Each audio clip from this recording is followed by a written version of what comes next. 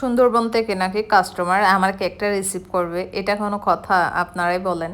Customer আমাকে একটা কেকের ডিজাইন দেওয়ার পর আমাকে সে জিজ্ঞেস করে এই কেকের প্রাইস কত। আমি তাকে প্রাইসটা জানাই।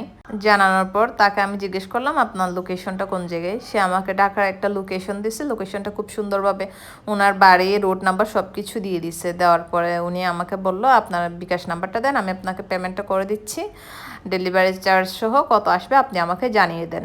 আমি শুনে তো অবাক। আমি ঢাকা কীভাবে ডেলিভারি করবো? এটা তো পসিবল না। ওনাকে বললাম আমি চিটাগং সিটিতে, আমি চিটাগং ডেলিভারি করি, চিটাগংয়ের বাইরে পসিবল না। তো উনি বললো কীভাবে পসিবল না, এটা কোন কথা? মানুষ এত কিছু চিটাগং থেকে ঢাকায় আনে, ঢাকা থেকে আবার চিটাগং নিয়ে যায়, এটা কীভাবে পসিবল হয়?